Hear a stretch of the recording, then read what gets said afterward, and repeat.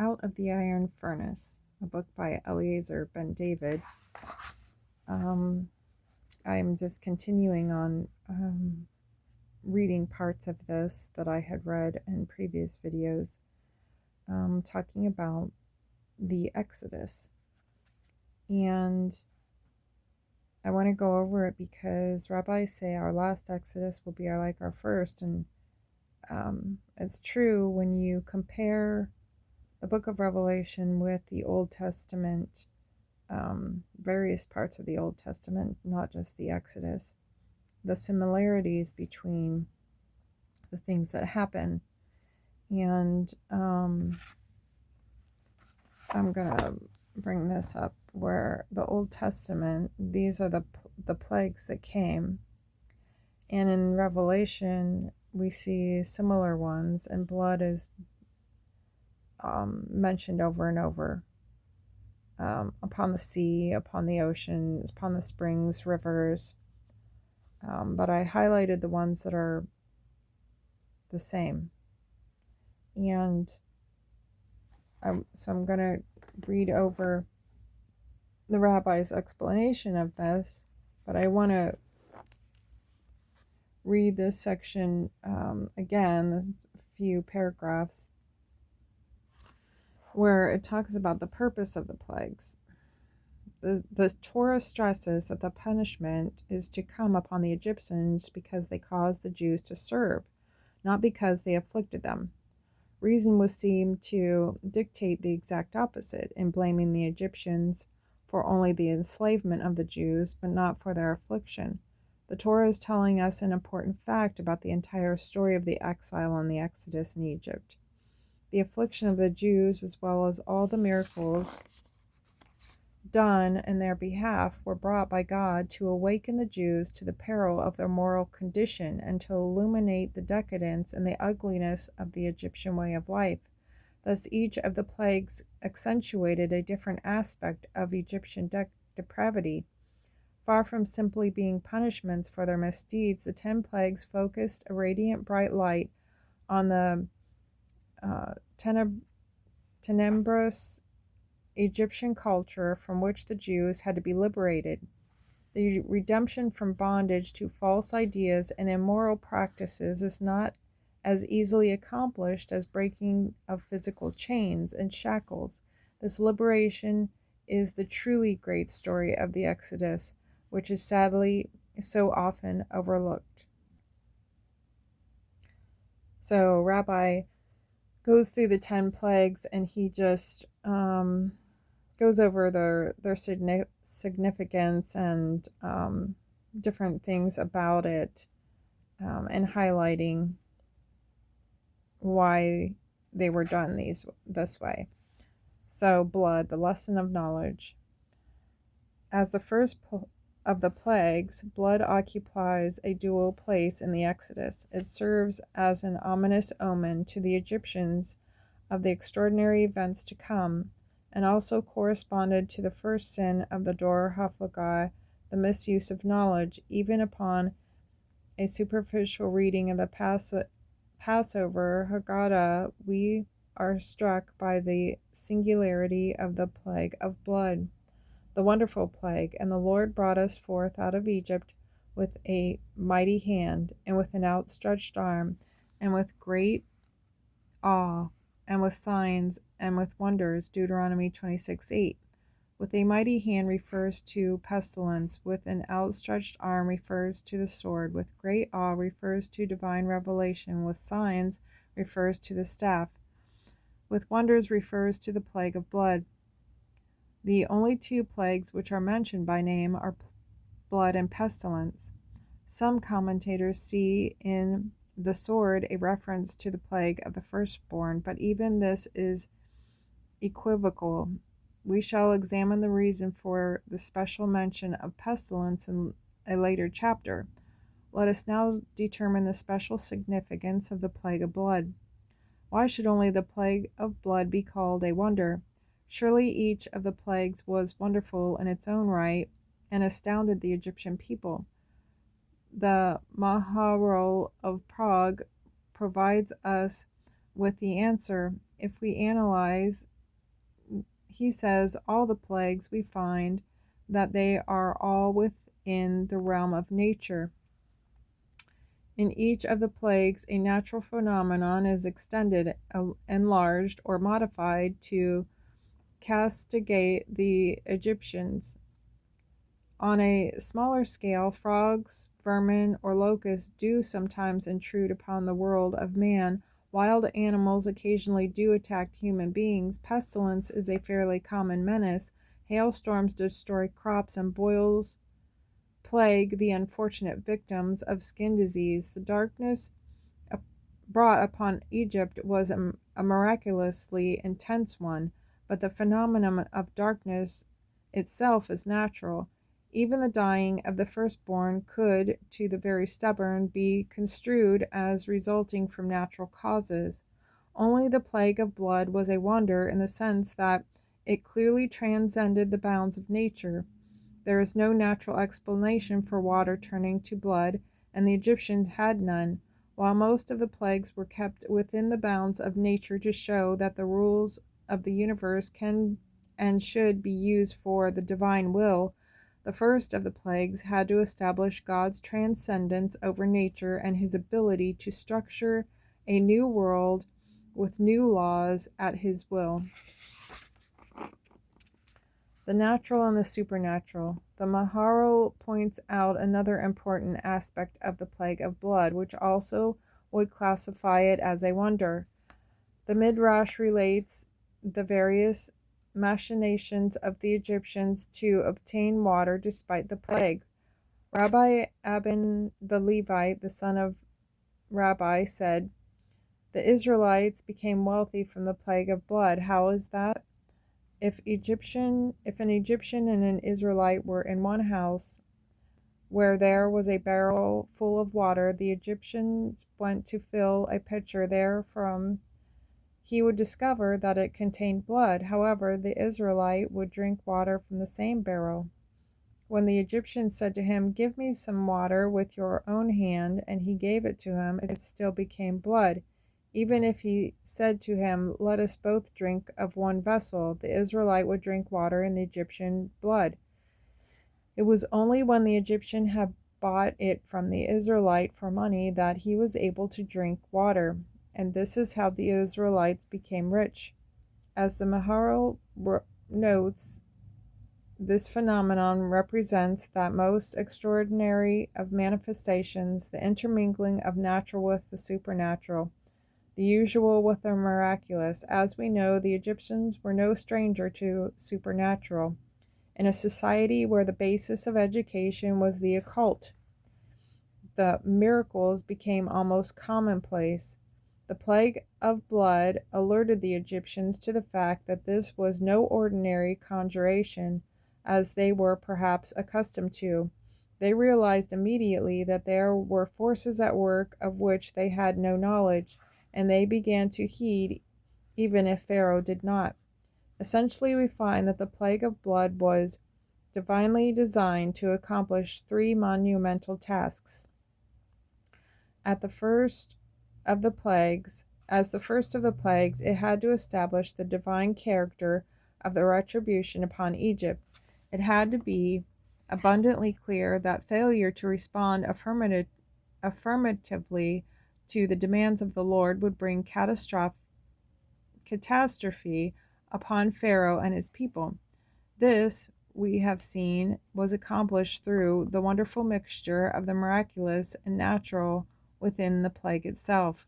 2. The plague of blood had to demonstrate the didactic nature of the coming punishments upon Egypt. It was essential that Pharaoh perceived that not only were he and his people being punished for past misdeeds, but that mankind in general was being taught an eternal lesson. 3. The plague of blood was brought specifically to atone for the Dor HaFlagah's sin of misusing the great knowledge they had gained. We have already seen how the first of these tasks was accomplished. How did the plague of blood prove irrefutably and moralistic nature of the plagues, and what did it have to do with the Egyptian misuse of their accumulated knowledge? We will recall from chapter 3 that the Nile represented the sum total of all Egypt's culture, scientific, and technological achievements. Those who marvel today at the ingenious construction of the pyramids and the mysteries of the Sphinx can well imagine the awe in which their conceivers and architects were held in ancient Egypt.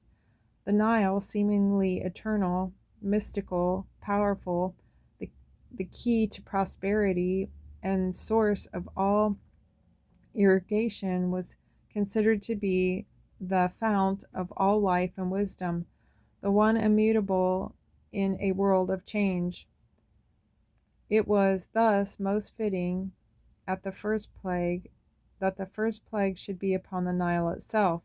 In a deeper vein, any change in the revered Nile was a reflection upon Pharaoh and Egyptian civilization. As we read earlier, Pharaoh himself equated his own divinity with that of the Nile. My river is my own, and I made it for myself. Ezekiel 29:3. An attack upon the sanctity of the Nile was a direct impugnation of all the Egyptians held sacred.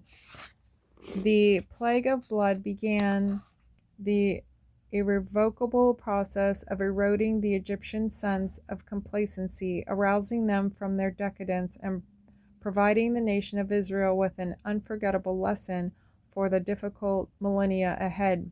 The warning to Pharaoh concerning the plague of blood reveals 4 stages in the manifestation of the plague. The water shall turn to blood, the fish in the river shall die, the river shall become foul. The Egyptians shall loathe to drink the water from the river. Once we realize that the waters of the Nile, in addition to their literal meaning, are symbolic of Egyptian civilization in general, the 4 stages of the plague take on profound additional significance. The waters turn to blood. As the waters of the Nile turned red, the Egyptians were forced to realize that nothing material is permanent. Even their sacrosanct river god, the Nile. As the duration of the plague was prolonged, and the one topic of conversation at every Egyptian home was the sudden transformation of the Nile, the Egyptian people began to question all of their heretofore cherished beliefs, along with their deteriorating belief in the Nile. The first effect of the plague of blood was to send doubt into the minds of the Egyptians and to alert the Jews to the coming lesson in becoming the holy nation for which they were destined. Since the purpose of the plague was to demoralize the Egyptians and to begin to raise the Jews out of slavery, the plague had a residual benefit for the Jews as well. We read earlier in the Midrash that it was the plague of blood which enriched the Israelites. It is no coincidence that of all the plagues, it was blood that brought the Jews great wealth. On a primary level, it was the first indication that God was now fulfilling his promise to Abraham of redemption, and the first step was the acquisition of great wealth. And afterwards shall they come out with great substance, Genesis 25:14. Although this aspect of the redemption could have been left till the end, the Lord wished to raise the children of Israel from their misery with the first plague. In a more subtle way, the Jews' newly acquired wealth served notice to both Jew and Egyptian of their ephemeral quality of earthly riches. It became clear to all that no amount of technology, advanced culture, scientific achievement, etc., can stand in the way of the will of the Lord. The Dor Haflagah, too, had acquired great wisdom and knowledge, yet because they misused their great knowledge, they were dispersed and destroyed. 2. The fish in the water shall die. A popular photograph in books on ecology and conservation pictures a hopelessly polluted river with dead fish floating on the water. It was just such a sight, multiplied 10,000-fold, that greeted the Egyptians during the plague of blood. The Egyptians could not help but begin to contemplate the impotence of their revered Nile against the forces of God. On the symbolic level, the fish of the Nile represented those who are nourished most directly by the culture of Egypt. The fish of Egyptian culture might be the magicians or the upper class court favorites who exist constantly in the aura of Egyptian decadence and immorality. The large-scale death of the fish was for them an ominous indication of their own future if they continued in their depraved ways. 3. The river shall become foul. As we shall later learn in detail, the plague of hail atoned for misuse of the sense of hearing, and the plague of locusts atoned for the misuse of sense of sight. Yet the sense of smell, most capable of evoking feelings of revulsion and repugnance, was brought into play as early as the plague of blood.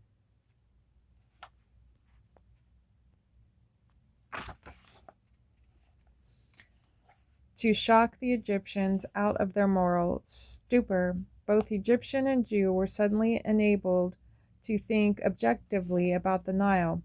Could this source of effluvia indeed be a deity? Could anything as fetid as the decaying and noisome Nile indeed be divine? Clearly and manifestly not.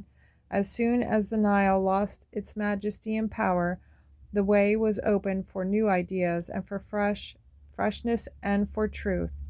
Yet, by watching the Egyptians, the Jews were to learn one more valuable lesson in surviving the future dangers of assimilation and acculturation. 4. The Egyptians shall loathe to drink the water from the river. Moses had warned Pharaoh that after the first three stages, the Egyptians would loathe to drink the water from the river. Yet, when the plague actually struck, the Torah relates that the Egyptians could not drink water from the river. Apparently, despite all the proof that the waters of the Nile were not fit for consumption, that the Egyptian culture, lifestyle, and civilization had been proven untenable, still the Egyptians hovered helplessly about the Nile, not knowing how to restructure their lives. So desperately were they that all the Egyptians dug around the river for water to drink. Let us picture the scene, for it is a pivotal one in Jewish history. With the smiting of the Nile, the Jews were beginning to regain their self-respect, and their new financial independence allowed them to start shedding the trappings of Egyptian culture, which they had acquired. Before them, the Egyptians were groveling humiliatingly in the dirt near the Nile, trying to find a bit of fresh water. Not willing or unable to release themselves from the spell of Nile worship, they continued their futile search round about the river. As they watched this awesome scene, the Jewish people were reminded of the Dor HaFlagah, when false theories were also clung to and excuses and explanations were made for their shortcomings. As we learned earlier, the Dor HaFlagah made up fact to fit theory and not vice versa. So too the Egyptians could not pry themselves free from their disproven beliefs and calamitous customs and declare their intellectual freedom. Polluted river of knowledge. The Jews learned a great lesson from this reenactment of the Dor HaFlagah's folly. Men will cling to that which they are familiar long after its reliability has been disproven. Our own generation provides graphic, if tragic proof of this trait within human nature. The liberation of moral standards and permissiveness in relations between the sexes and disastrous experimentation with sacred human bodies have all begun on college campuses often with the sanction of prominent professors and so-called guidance specialists. Yet despite the obviously catastrophic results of these innovations, society returns again and again to the morally empty universities for the answers to the problems of our youth. The pure, clean water of knowledge has turned into the blood of violence. The death from drugs and their after effects have been terrifyingly high. The river of knowledge has grown foul with the stench of immorality and lasciviousness. The common people have recognized the looseness for what it is and rejected the waters of liberalized morality.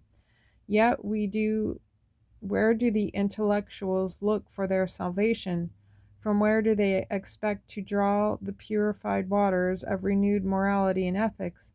They continue to dig round about the river for water to drink, instead of recognizing the total folly of their ways and searching for traditional morality rooted in religion and respect.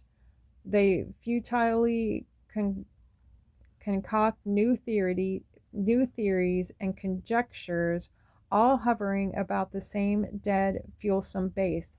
The plague of blood provided an extraordinary and wonderful lesson in the proper appreciation and use of knowledge. It stressed the scientific method of fitting theory to fact, yet it rejected scientific dogma as the last wellspring of the confirmed atheist. Truly, the plague of blood provided a firm foundation upon which the rest of the plagues could be presented.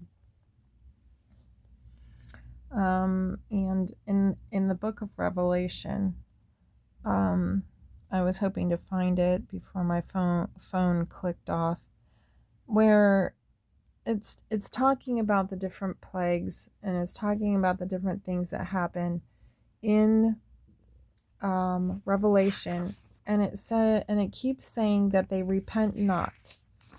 That is the purpose of the tribulation. It's the plagues. The same thing as Exodus, is causing realization to faulty thinking and making idols and not looking to God as the creator, as everything. I'm not going to look through the book to try and find that, but I mean, anyone that's read Revelation has seen that, and it says, and they repent not, and they repent not, and they repent not.